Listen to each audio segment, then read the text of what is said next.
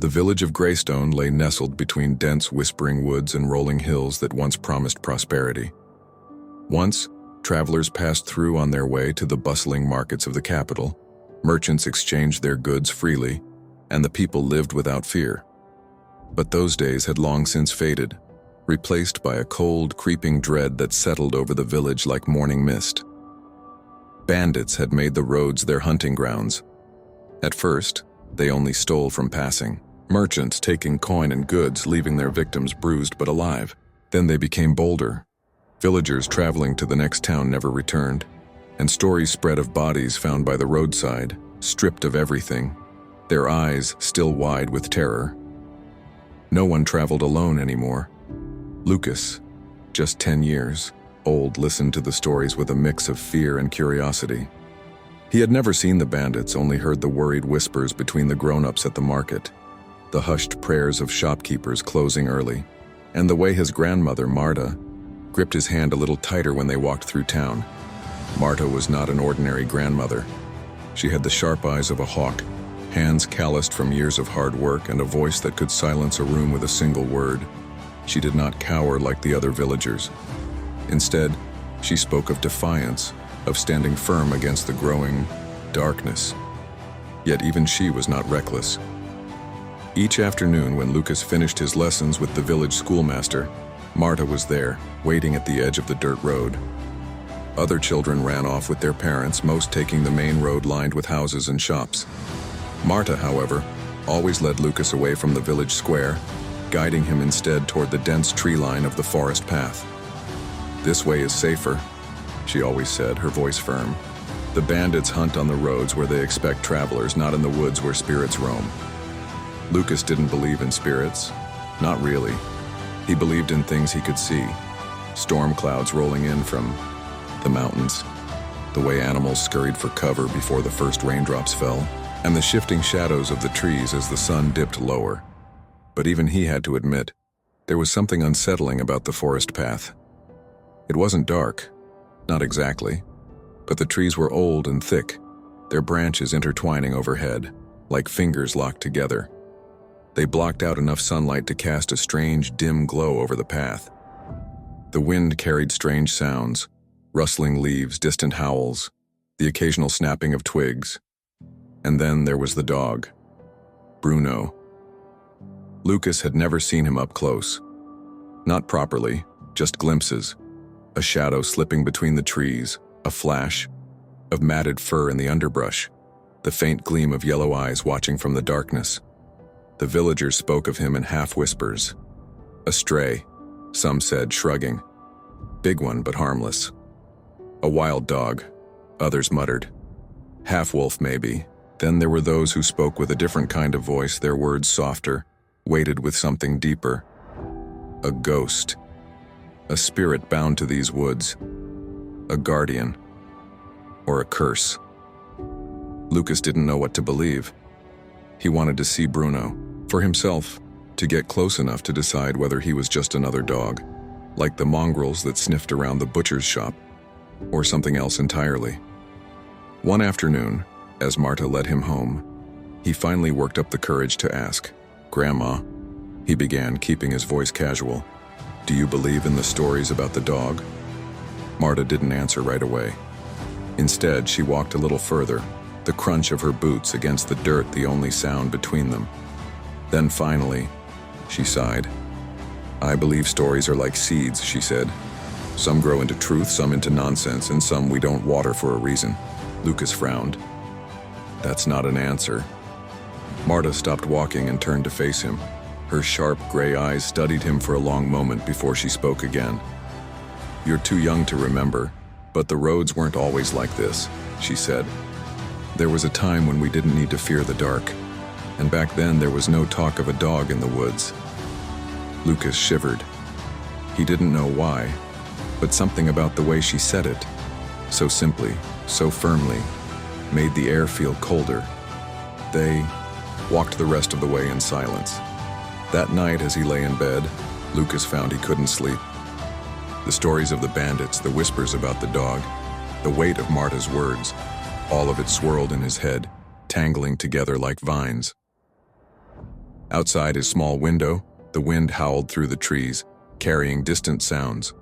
Branches, shifting, leaves rustling, and something else. A low, steady growl. Lucas sat up, heart pounding. He scrambled to the window, pressing his face to the glass. The moon cast a pale glow over the yard, stretching long, dark shadows over the ground, and there, just at the edge of the tree line, two glowing eyes stared back at him. Lucas gasped, jerking away from the window. When he looked again, the eyes were gone. The forest was still. For the first time in his life, Lucas felt like something was watching him, and he wasn't sure if it meant to protect him or devour him. He wasn't sure which was worse. The wind had changed. Marta felt it before she saw anything. An eerie stillness in the air, the kind that signaled an unseen threat lurking nearby. The sun was low on the horizon, casting long shadows over the dirt road as she and Lucas made their way home from the village market. Marta's grip on the woven basket tightened. It wasn't just the wind. The usual sounds of the forest, the rustling leaves, the chirping birds, had gone silent. Lucas, walking beside her, didn't seem to notice. He was clutching a small cloth bundle of bread, excitedly talking about his school lessons, unaware of the tension tightening in his grandmother's shoulders.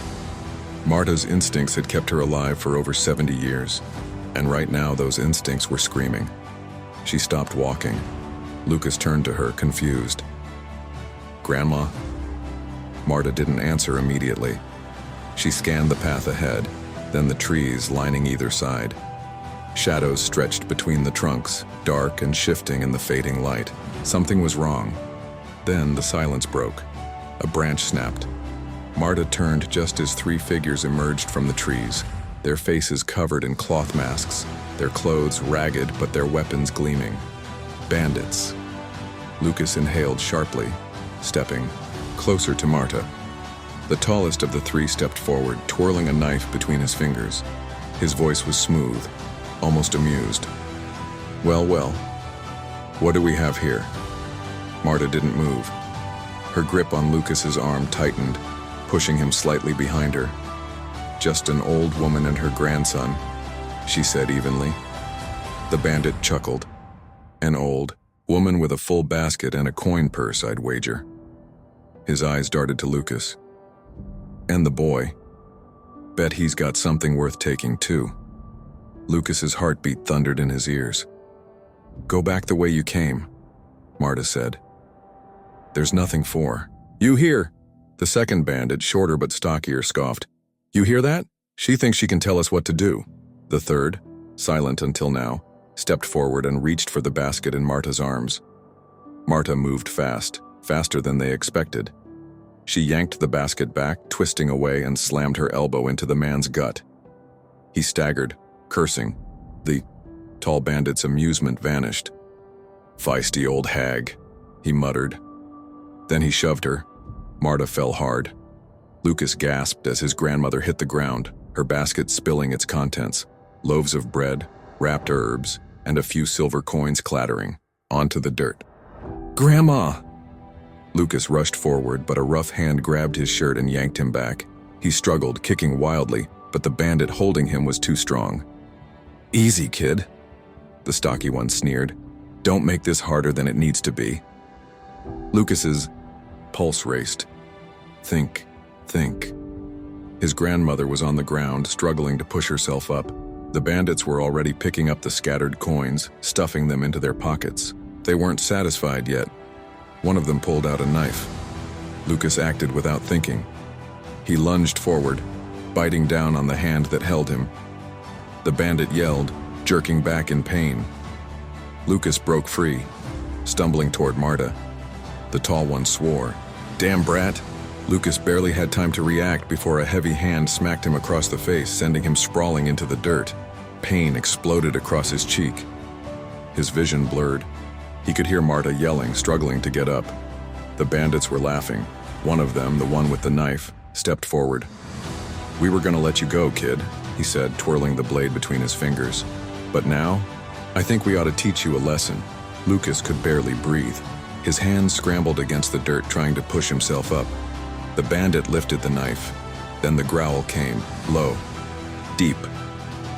It rumbled through the ground, through Lucas's ribs, through the very air around them. Everything stopped. The bandits turned.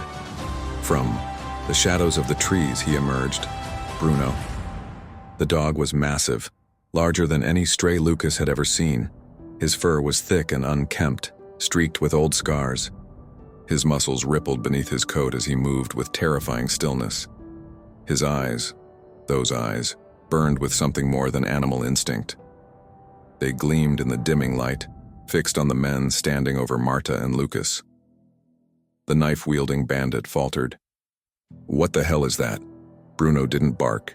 He didn't snarl. He moved. One moment, he was at the tree line. The next, he was on them. He went for the one with the knife first. His jaws clamped onto the man's wrist, and there was a sickening crack as the blade clattered to the ground. The bandit screamed. The second tried to run. Bruno was faster. He twisted mid-air, slamming into the man's legs with bone-crushing force. The bandit collapsed with a yell, clutching his knee. The third, the tall one, the leader, stumbled back, eyes wide. "This ain't normal," he whispered. Bruno turned toward him, slow and deliberate. His breathing was steady, too steady.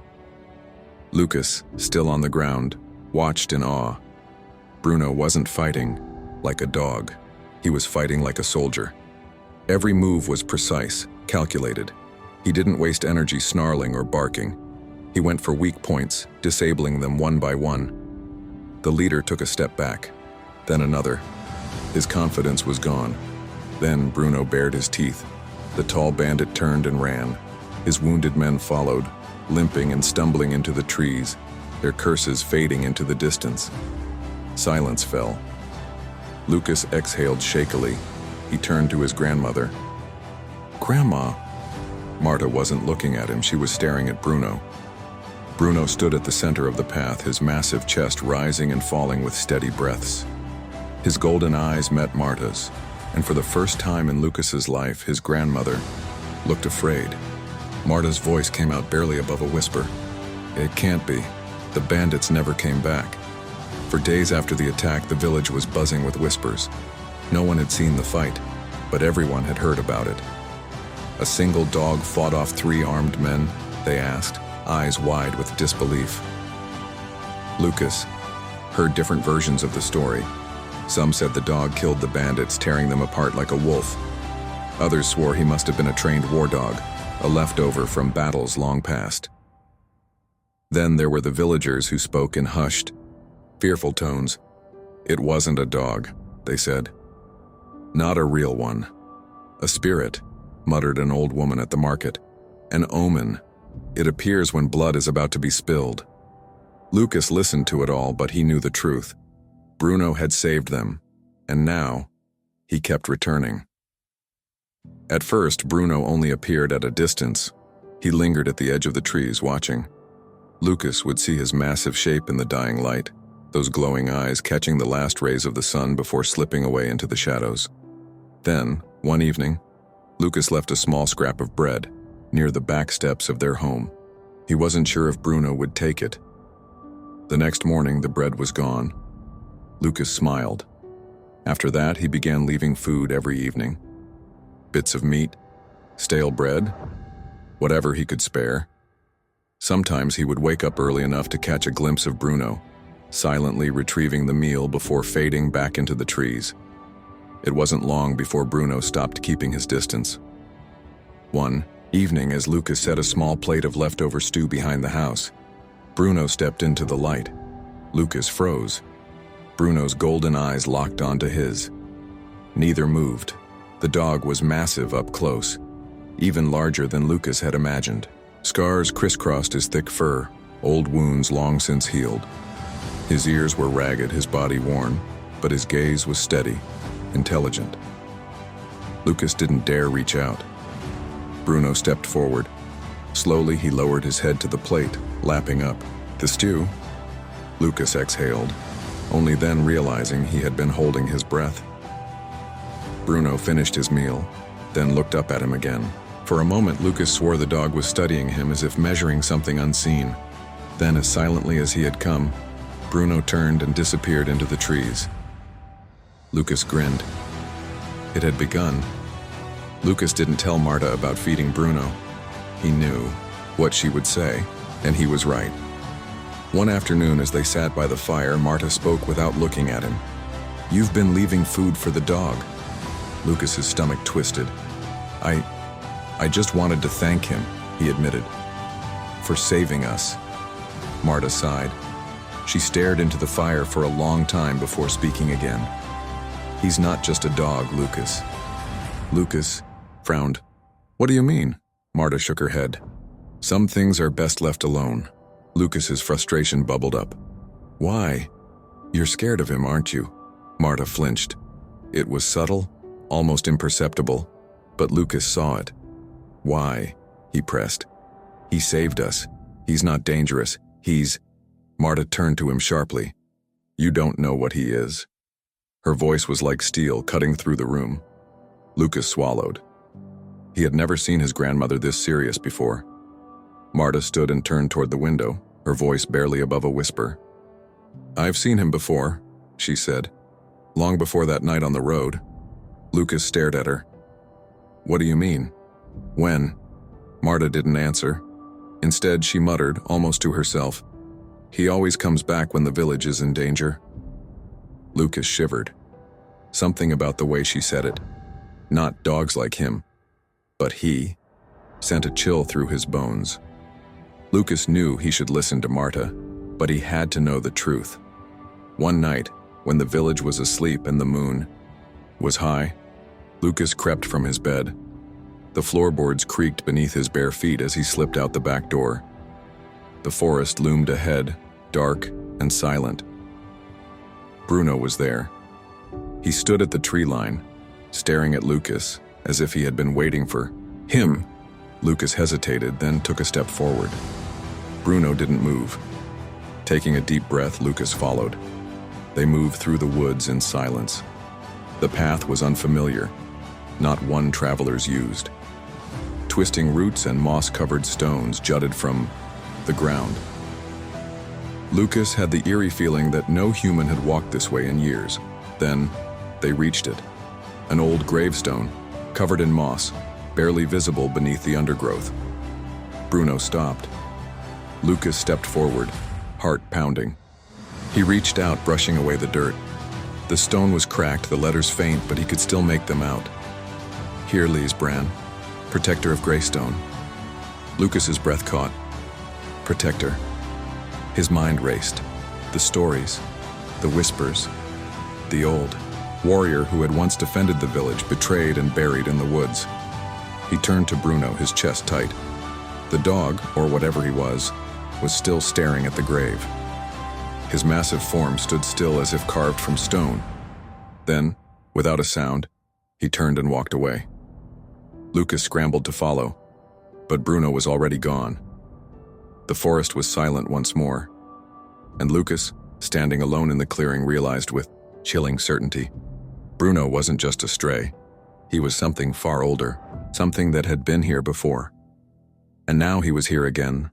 Lucas could barely sleep after what he had seen.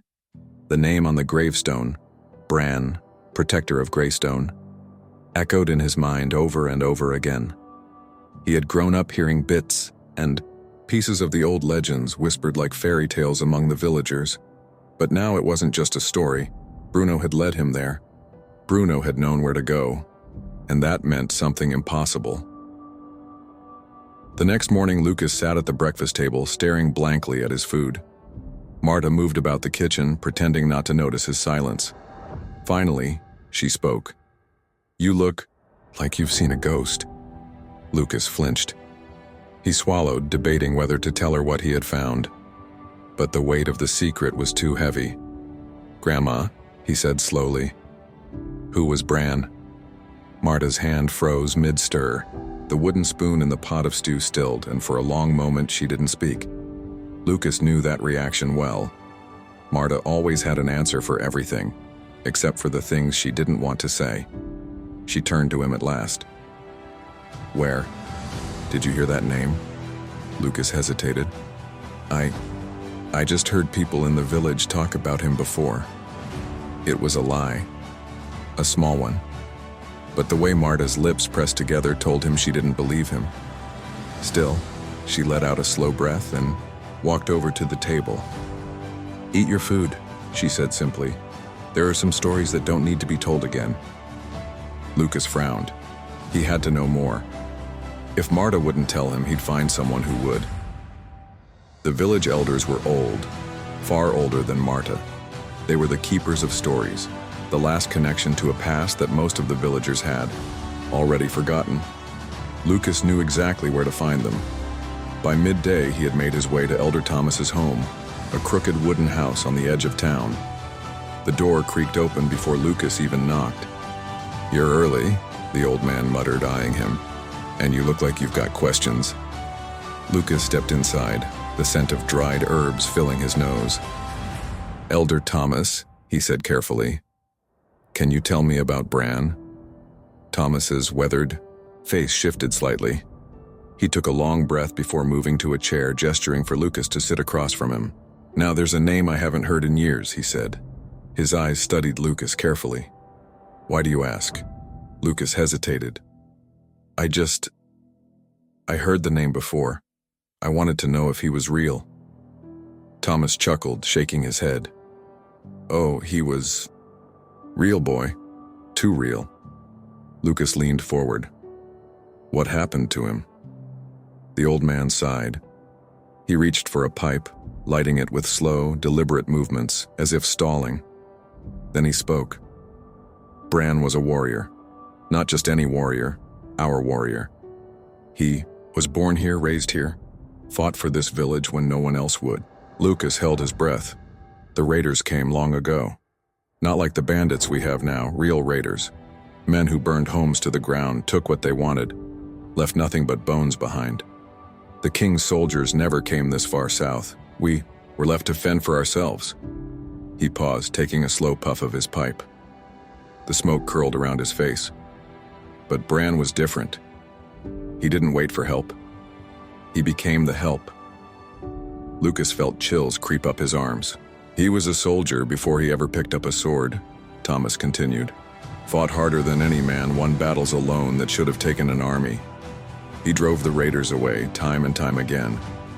Lucas swallowed. "Then why is he buried out in the woods?" Tomas's expression darkened. "Because the village betrayed him." The words settled heavily between them. Lucas's fingers curled into his tunic. "How?" Thomas exhaled, shaking his head. "The people grew afraid of him. A man who never lost, never tired, never showed weakness. They whispered, said he wasn't natural, said he had made a deal with something dark." Lucas's stomach twisted. "They turned on him when they should have thanked him," Tomas said bitterly. "One night they lured him out into the forest, told him there was an attack coming. He rode out alone." He paused, and he never came back. Lucas's breath was shallow. They killed him?" Tomas nodded. "They left him to die. Some say the raiders got to him, others say it was the villagers themselves who struck the final blow." He looked at Lucas then, his eyes heavy with something unreadable. "But the strangest thing, the very night Bran died, the attack stopped. The raiders never came back." Lucas didn't know what to say. "Some say it was a curse," Thomas went on, "a punishment for betraying our protector. Others say Bran never really left." Lucas's mouth was dry. "They say, whenever the village is in danger, he returns," Thomas whispered. "Not as a man, but as something else." Lucas couldn't breathe. The legend, the grave, the way Marta had reacted, it all fit together. He felt sick. Bruno wasn't just a stray. He was Bran, or at the very least something of Bran had stayed behind. He stumbled out of Thomas's house, his mind spinning. Marta knew. That's why she had told him to leave the past alone. Lucas sprinted home. The door slammed behind him. Marta turned sharply. "Lucas, what's—" "You knew." Marta stiffened. "You knew who he was," Lucas accused. You knew Bran wasn't just a story. Marta's expression was unreadable. Who told you? Elder Thomas, Lucas snapped. Why didn't you tell me? Marta sighed. Because I was told the same stories when I was your age, and I was told to let the past rest. Lucas shook his head. But he's here. Bruno is him, isn't he? Marta's face twisted. I don't know what he is, she admitted. But I know he's not just a dog. She moved closer, her eyes dark with something heavy. I saw him once before, Lucas, she murmured. When I was a little girl, the same eyes, the same scars. And now, all these years later, he's back. Lucas felt his heartbeat in his throat. If Bran is still here, Marta whispered, it means something terrible is coming. Lucas swallowed, hard, because deep down he knew she was right. The peace did not last. For a few short weeks, the village of Greystone was quiet. The bandits that had attacked Lucas and Marta were nowhere to be seen, and people dared to hope that they were gone for good. But hope was a fragile thing, and when it shattered violently. It started with a fire. Lucas was helping Marta in the garden when he smelled the acrid scent of burning wood. He turned toward the hills and his stomach clenched. Thick black smoke curled into the sky. Marta stood beside him, her face grim. Inside. Now, she ordered. Lucas hesitated. But now, Lucas. The sharpness in her voice made him move. He darted toward the house as Marta followed, bolting the door behind them. Outside, shouting filled the air. Lucas peered through a crack in the shutters, his pulse hammering. Men, more than before, were moving through the village. They were armed, their faces covered. Some carried torches, setting fire to carts, fences, homes. The bandits were back, and they had brought reinforcements. Marta clenched her jaw. I knew they wouldn't let it go. Lucas felt sick. What do we do? Marta's eyes flicked toward the back door. We wait until they pass. If they don't, we run. The words made Lucas's blood run cold. Run? Where? A scream echoed through the streets. Lucas flinched. The scent of smoke grew stronger. Then, a voice, deep, rough, and filled with venom, cut through the chaos. Where's the old woman and the brat? Lucas's stomach twisted into knots. They were looking for them. The front door shook as someone slammed against it. Marta grabbed Lucas's arm and yanked him toward the back exit. Out. Now. Lucas barely had time to react before she pushed him into the alley behind their house. They crouched behind barrels as the door to their home splintered open. Men stormed inside. Lucas held his breath, his heart pounding in his throat. He could hear them ransacking the house, crashing furniture, breaking dishes, tearing through cabinets. One of them cursed. They're not here. Find them, growled the deep voice. Burn the house down if you have to. Marta's grip on Lucas tightened. They couldn't stay. She pulled him toward the narrow passage between the houses, keeping low. Lucas's mind raced. Where was Bruno? They needed him. The village needed him. But the dog was gone. Had he imagined it all? Had the stories of Bran made him believe in something that wasn't real? A crash behind them. Over there. A bandit had spotted them. Run! Marta hissed. They bolted through the streets, weaving through alleys as chaos erupted around them. Fires blazed in the distance. Animals screeched in terror. Villagers screamed as the bandits raided homes, tearing apart everything in their path.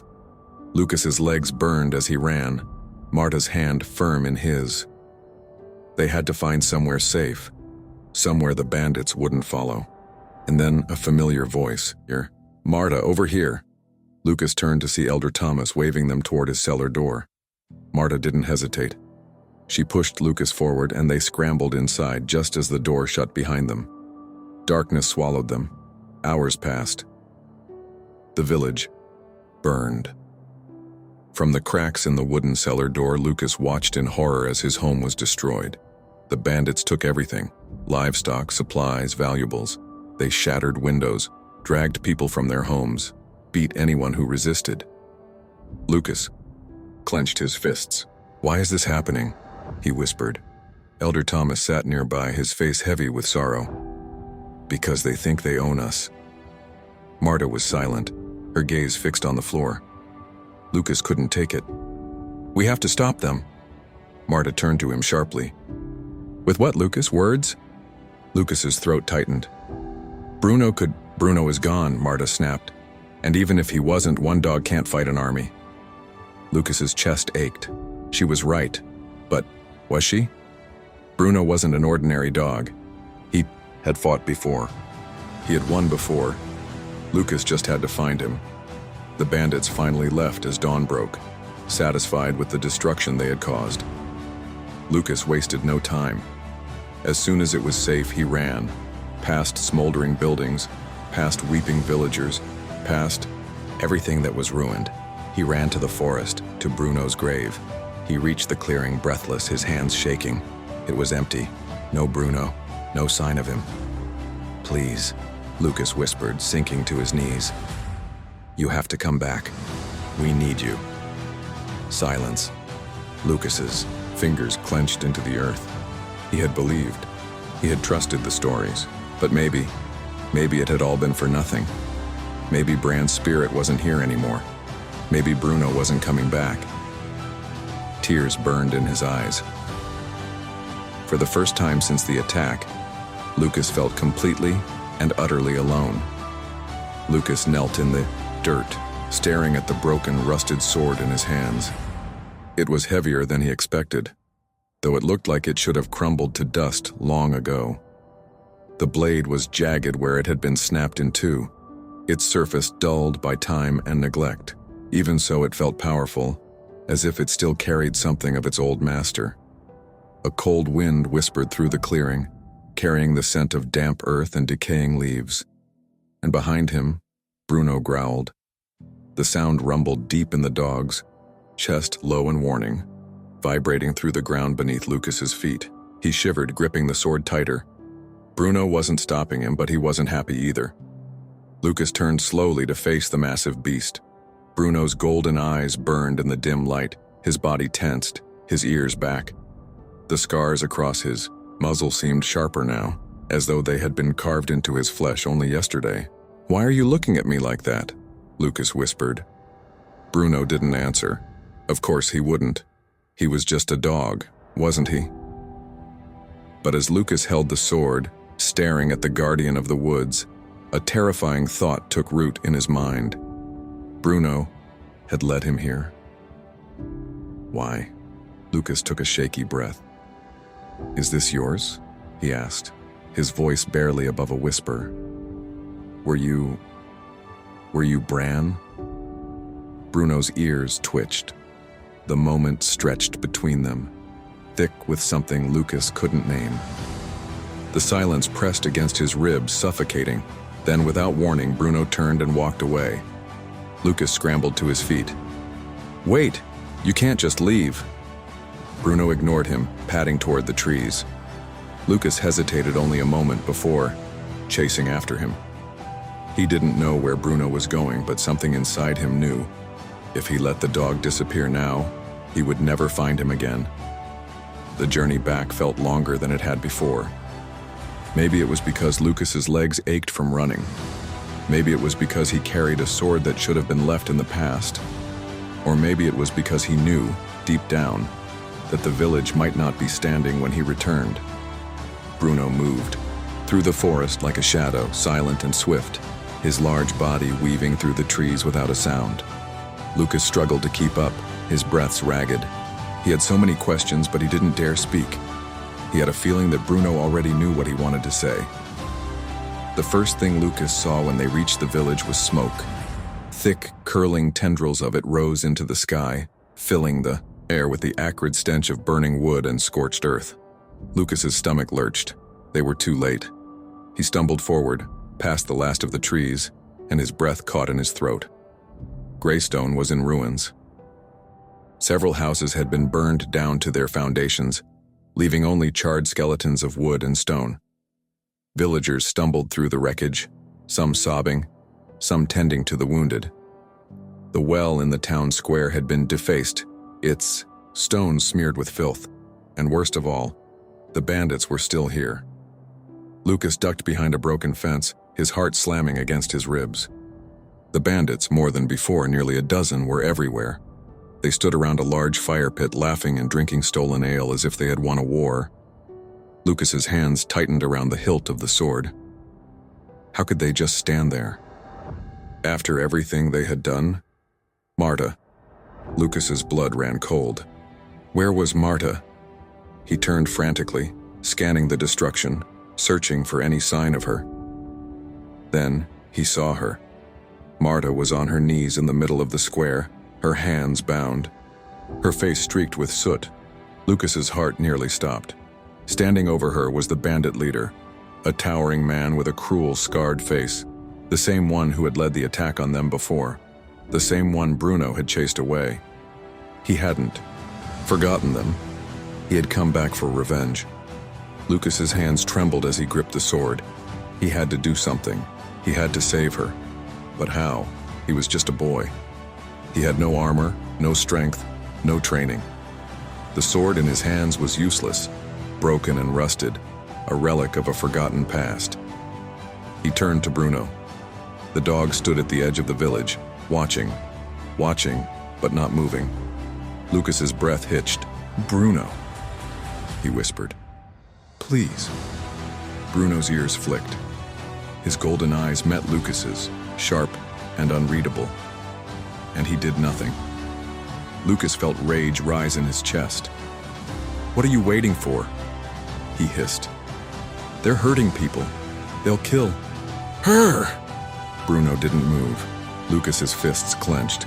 His heart pounded so hard it hurt. "I thought you were supposed to protect us." Bruno's tail flicked once. His gaze flickered toward Marta, toward the bandits, and still he did not move. Lucas felt something inside him snap. "You're a coward," he spat. Bruno's ears went flat against his head. Lucas barely registered what he was doing. He turned, marching, straight toward the town square, his grip tight on the sword. If Bruno wouldn't help, then he would fight alone. The bandits noticed him before he was even halfway there. "Well, look what we have here," the leader sneered. The brat came back. Lucas swallowed hard. His fingers trembled around the sword's hilt. "Let her go." The bandits laughed. "You hear that, boys? The little rat thinks he's a hero." Lucas's knuckles turned white. The leader smirked and took a step forward. "And what exactly do you plan to do, kid?" He gestured at the sword in Lucas's hand. "That old thing? It's useless." Lucas's breath came in short, shallow gasps. His mind screamed at him to run, but his body wouldn't move. The bandit leader raised his sword. "Maybe I should put you in the dirt alongside it." Lucas braced himself, and then the growl came, not from Lucas, from behind him. The deep, primal sound ripped through the air, freezing everyone in place. Lucas barely had time to turn before Bruno lunged. It happened in an instant. One moment, the bandit leader was laughing. The next, Bruno was on him. The massive dog slammed into the man's chest, sending him sprawling to the ground. The bandits shouted in panic, scrambling for their weapons. Bruno did not give them time. He moved like a warrior, weaving through them with unnatural precision. He dodged blades, his jaws snapping with lethal accuracy, knocking weapons from their hands, sending them crashing to the ground. Lucas couldn't breathe. Bruno wasn't just fighting, he was destroying them. And for the first time, Lucas understood.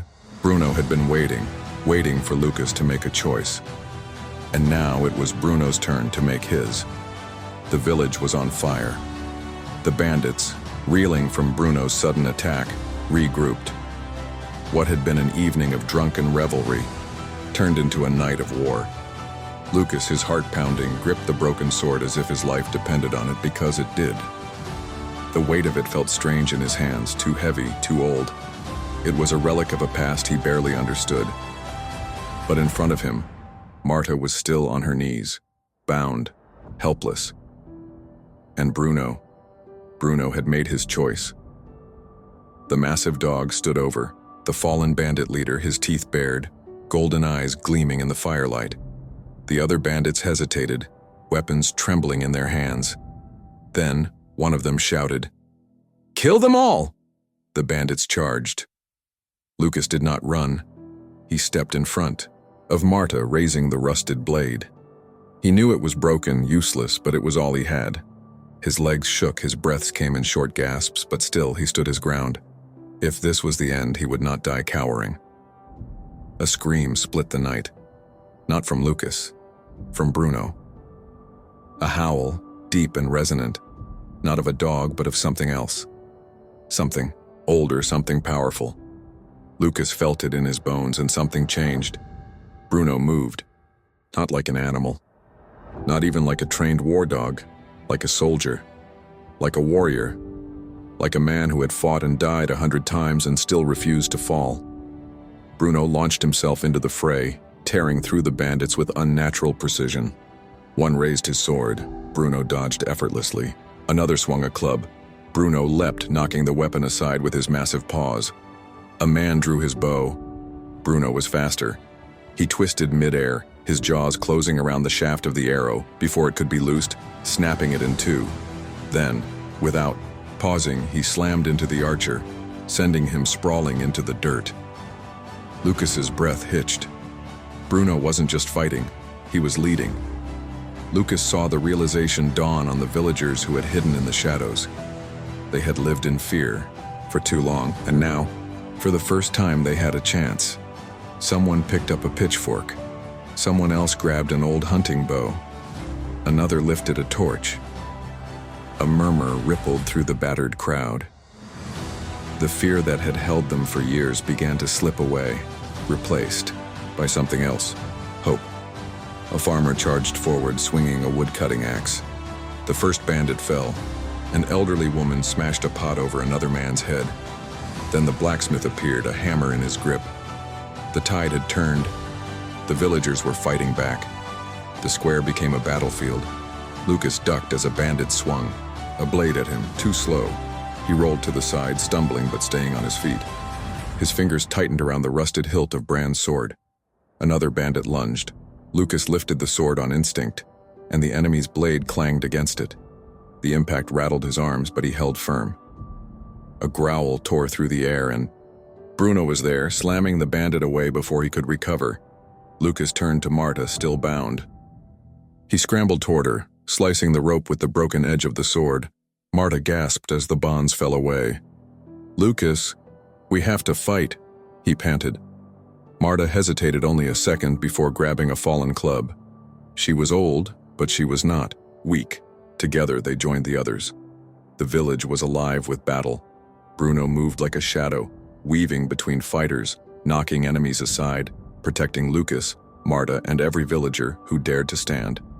Arrows rained down, but Bruno leapt, twisting midair, dodging them like he knew where they would land before they were even loosed. A bandit grabbed a spear. Bruno lunged, his jaws locking around the wooden shaft, snapping it in two. Lucas had never seen anything like it. The villagers fought harder, braver, and the bandits began to fall. Fear entered their ranks.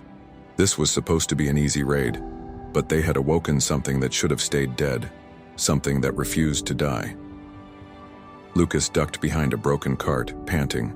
His arms ached, his hands trembled, but he refused to let go of the sword. He peeked around the wreckage, and his heart stopped. Bruno was cornered. 3 bandits surrounded him, their weapons drawn. Bruno's fur was slick with blood, not his own, but still he was tiring. Lucas's grip tightened on the sword. He had one chance. He ran. "Hey!" The bandits turned. Too late. Lucas swung with everything he had. The rusted blade clashed against metal, knocking one of the men off balance. Bruno seized the moment. He struck. Teeth sank into flesh. A scream. A second bandit fell, clutching his leg. The last one turned to run, only to be tackled to the ground. Lucas stumbled back, chest heaving.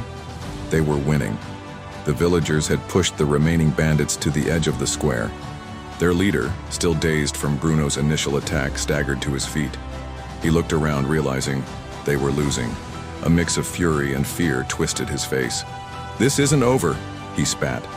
"You think you've won? You think a damn dog can save you?" Lucas stepped forward, sword in hand. "He already has."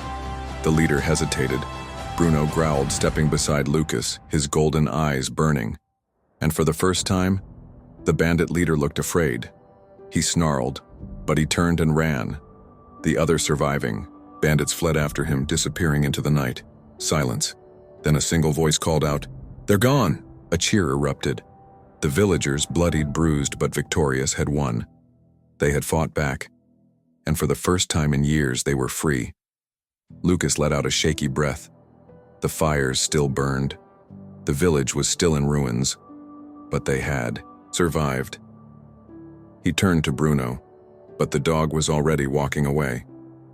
Lucas's chest tightened. "Bruno." The dog paused. Lucas ran to him, dropping to his knees, gripping his fur. "You can't leave. Not now." Bruno looked at him, silent, and Lucas saw it again, that same look from before. Regret, sorrow, understanding. Bruno had done what he came to do. Lucas swallowed hard, his hands shaking. "Is this it?" he whispered. "Is this the end?" Bruno didn't answer. He didn't need to. Lucas felt something shift in the air, something he wasn't ready to face. Bruno had returned when he was needed, but what happened now? Lucas didn't know. All he knew was he wasn't ready to say goodbye. The village of Greystone smoldered in the wake of battle. Though the bandits had been driven off, the scars of their destruction remained. Burned homes, shattered carts, torn fields. The villagers moved about in a daze, tending to the wounded, salvaging what they could. Lucas stood in the middle of the square, his hands still trembling around the hilt of the rusted sword. His breath came in ragged gulps, his body exhausted beyond anything he had ever known. But the battle was not over. A distant thud echoed through the village, slow, methodical footsteps, like the approach of something inevitable. Bruno stiffened, his ears twitching, his golden eyes locking onto the road leading into the village. Lucas turned toward the sound, dread curling in his stomach. The bandits had run, but their leader had not yet come. And now, he was here. The air grew heavy, thick with something ancient and terrible. The villagers, sensing the shift, stopped what they were doing. Then, from the ruined gates of the village, a figure appeared. He was massive, towering over any man present. His body was wrapped in thick blackened armor, dented from countless battles. His face, what little of it was visible beneath a heavy iron helmet, was a twisted map of scars. His eyes, dark as night, burned with an intelligence far beyond that of the common bandits. A long, wicked blade hung at his side, its hilt wrapped in tattered leather. It was old, older than the man himself. It gleamed even in the dim light as though it had been forged not of metal, but of something far worse. Lucas knew. Somehow, deep down, he knew. This was Rokar, the real leader of the bandits. The one who had orchestrated the raids, the one who had ordered the attack on the village, and, if the stories were true, the one who had killed Bran generations ago. Marta took a slow step forward, her face pale. "It can't be," she whispered, but it was. Rokar stopped at the center of the village square. His eyes swept over the destruction, unimpressed. Then he spoke. "Pathetic," he muttered, his voice like gravel. His gaze landed on Bruno. "You again," he mused. "I knew you would come." Bruno stood his ground, his body tense, muscles coiled like a spring. Lucas could barely breathe. This was different from before. The bandits had been mindless raiders, drunk on cruelty and greed. Rokar was something else. He was a warrior, and he had come prepared. Rokar drew his sword, and the very air seemed to darken. Lucas's heart slammed against his ribs.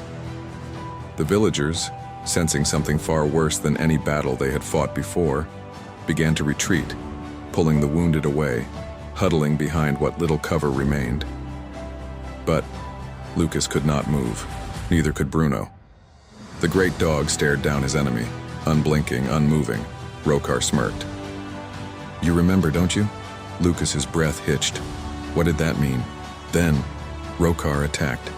It was lightning fast, impossibly quick for a man of his size. His blade sang through the air, aimed directly for Bruno's throat. Bruno dodged, his body moving with supernatural precision. His paws barely touched the ground before he lunged, aiming for the man's exposed side. But Rokar was ready. He twisted, bringing the flat of his sword up, slamming it into Bruno's ribs with a sickening crack. Bruno yelped as he was knocked back, tumbling across the dirt. Lucas shouted, but Bruno got up. Blood dripped from his muzzle, his sides heaving, but he did not fall. Rokar tilted his head. "Still standing?" He smirked. "I should have finished you the first time." Lucas's hands clenched around the broken sword. What did he mean? Bruno charged again. This time, he feinted left before twisting midair, aiming for Rokar's weapon arm. But Rokar had studied him. He anticipated the move, and he struck first. The sword sliced into Bruno's side, deep, far too deep. Lucas's scream shattered the night. Bruno staggered, blood pouring from the wound, but he did not fall. He would not fall, because he had fallen once before, and he had never forgiven himself for it. Bruno's breath came in sharp, ragged gasps. His paws trembled, but his eyes never left Rokar's. The bandit leader studied him, his smirk fading. "You won't die, will you?" he murmured. Lucas ran forward before Marta could stop him. "Stop!" he shouted, standing between Bruno and Rokar. "You've done enough!" Rokar laughed. "Enough?" He looked down at Lucas, almost amused. "Do you even know what this is, boy?" He gestured at Bruno. "Do you even understand what you're fighting for?" Lucas's jaw clenched. "I know he's trying. To protect us." Rokar exhaled as if disappointed. "You think this is about you?" He shook his head. "This isn't a fight between a dog and a man." His black eyes locked onto Bruno's golden ones. "This is a fight between me and him." Lucas's stomach twisted. Bruno, despite his wound, stood tall, and for the first time Lucas understood. This wasn't just about Greystone. This wasn't about bandits or revenge or even protection. This was unfinished. Bran had died that night so many years ago, but so had Rokar.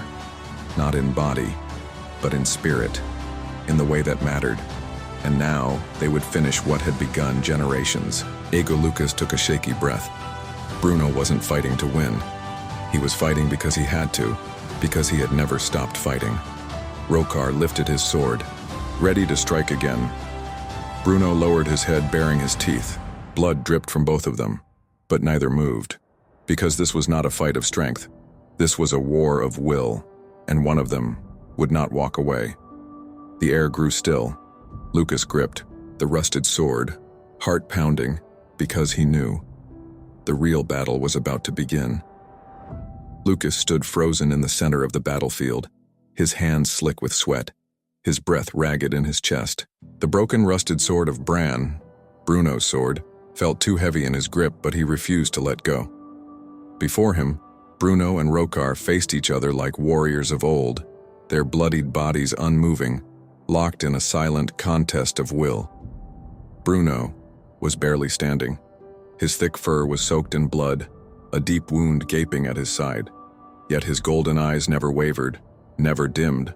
Rokar was wounded as well, his breathing heavy, his armor dented, but he was still strong. He knew he had the advantage. He had fought this battle before long ago, and he had won. Now he intended to win again. With a smirk, he lunged forward, his blade gleaming under the firelight. Bruno did not move. Lucas saw it all happening too slowly, and too fast at the same time. Bruno was going to die.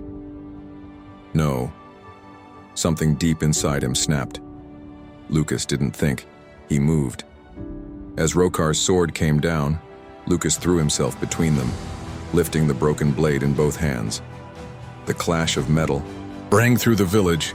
Lucas's arms nearly buckled from the force of the blow. Sparks flew, the weight of Rokar's sword pressing down, pushing him toward the dirt. Rokar's dark eyes widened in surprise.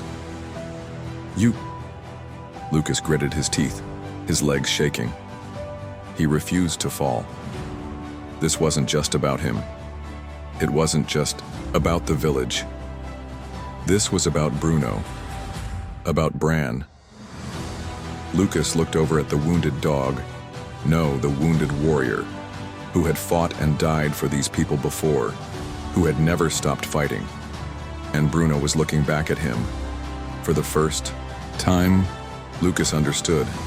Bran had never truly died. His body had fallen, his name had been buried in history, but his fight had never ended. He had returned, not as a man, but as something more, as Bruno. Because Greystone still needed him. Because he had never stopped protecting them even when they had abandoned him. And now he had someone who believed in him.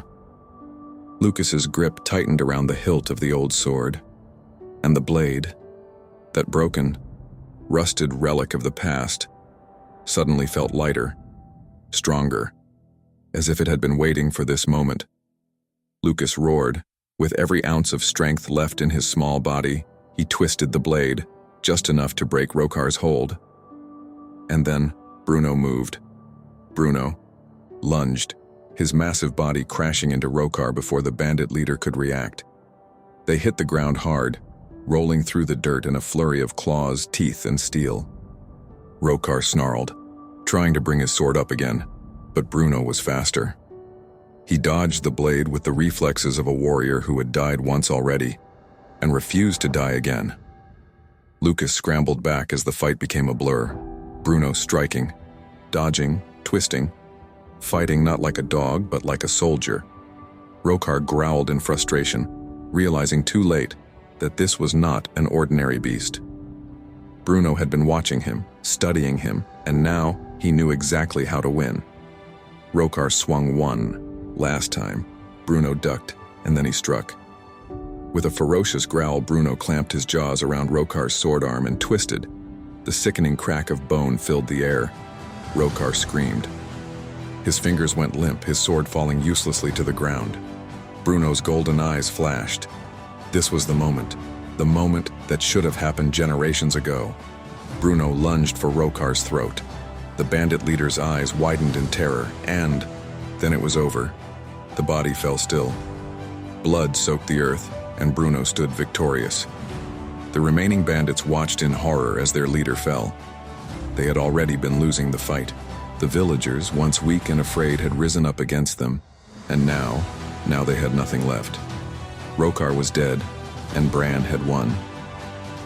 One by one, the bandits dropped their weapons and ran. They vanished into the darkness, fleeing as if chased by ghosts, because in a way they were.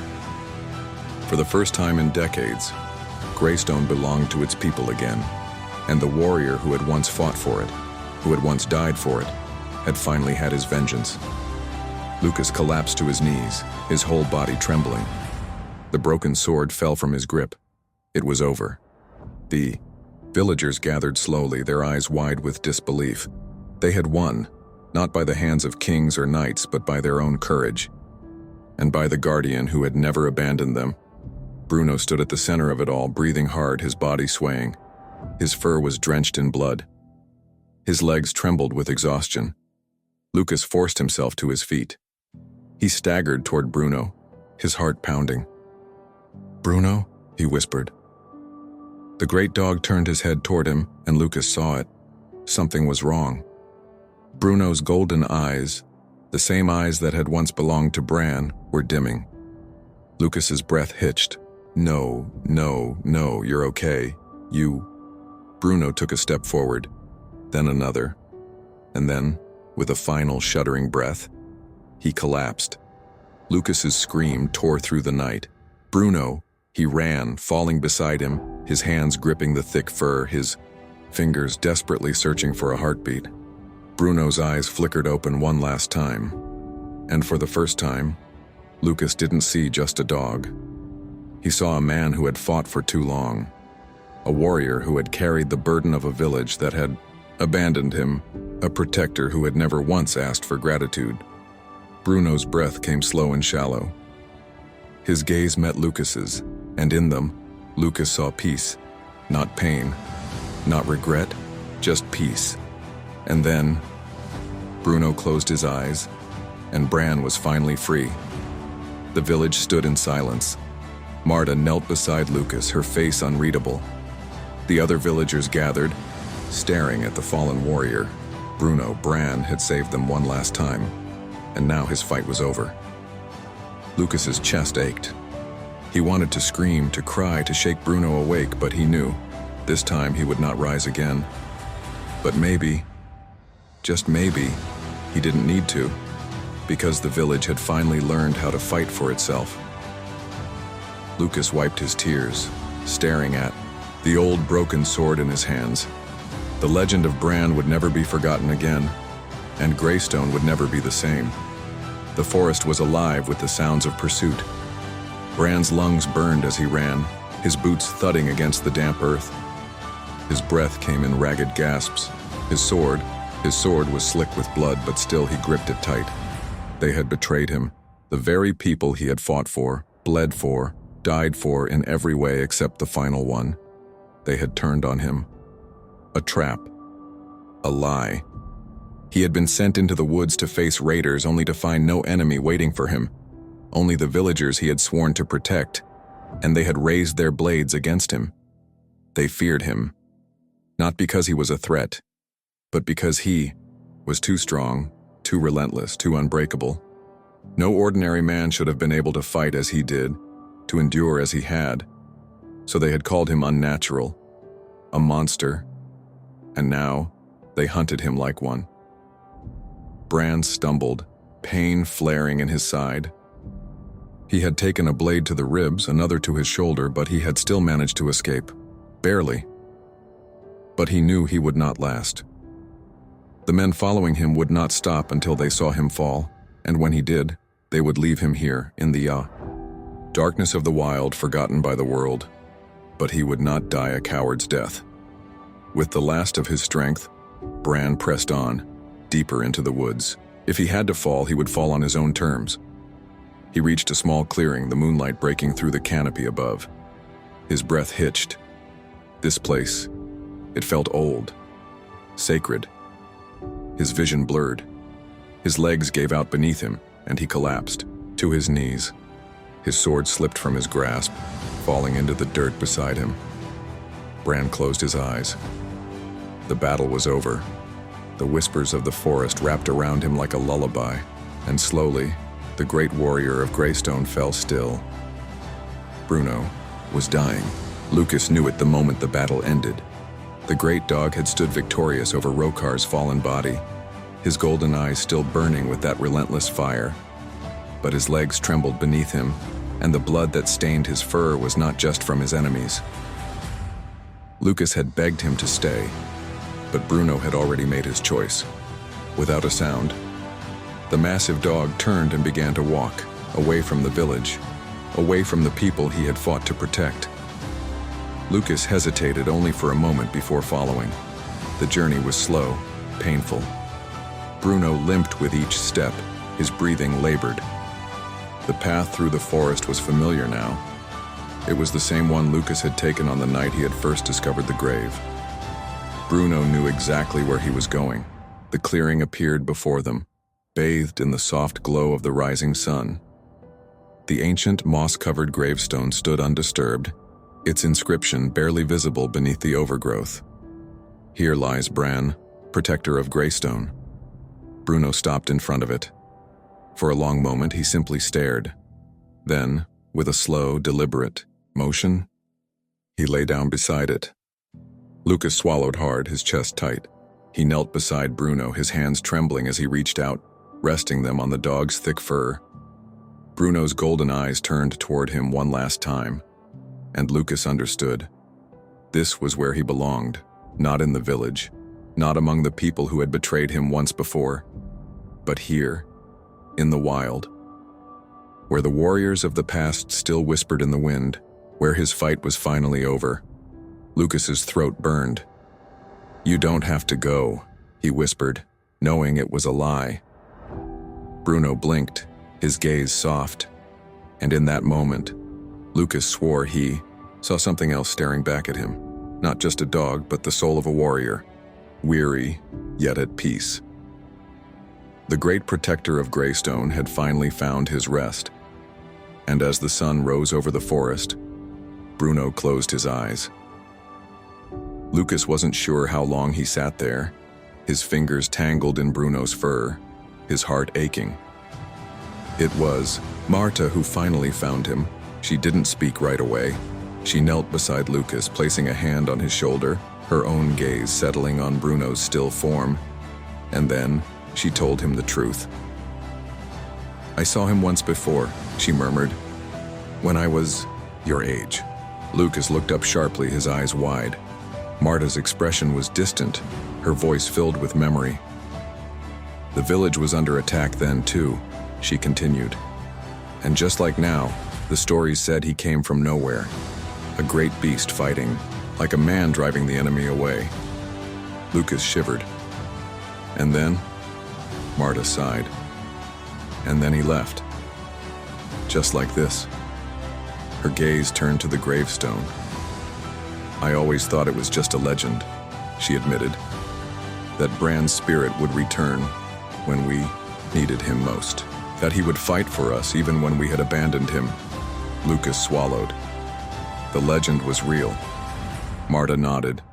"It was always real." She looked at Lucas then, a sad smile on her lips. "And now you're part of it." Lucas's fingers curled into the dirt. He had always wanted to know the truth. Now that he did, it felt heavier than he had ever imagined. The years passed. Greystone healed. The people rebuilt their homes, their lives. The fear that had once choked the village faded, replaced by something stronger. They remembered Bran. They remembered Bruno. Lucas never forgot. Even as he grew, even as he became a man, he never stopped telling the story. And one day when he sat with his own children by the fire, he told them what he had seen. He told them about the warrior who had protected Greystone long ago, about the betrayal that should have ended him, but didn't, about the dog that came when they needed him most. His children listened, their eyes wide with wonder. "But what happened to him?" his youngest asked. Lucas smiled sadly. "He left," he said, "when his fight was done." His daughter frowned. "Will he ever come back?" Lucas hesitated. He glanced toward the distant woods where the trees whispered in the wind, and in the fading light he saw something move, a shadow, a flicker of golden eyes, watching, waiting. Lucas smiled. "I think," he said softly, "he never really left." And in the heart of the wild, the guardian of Greystone still lingered, silent, patient, waiting for the day he would be needed again.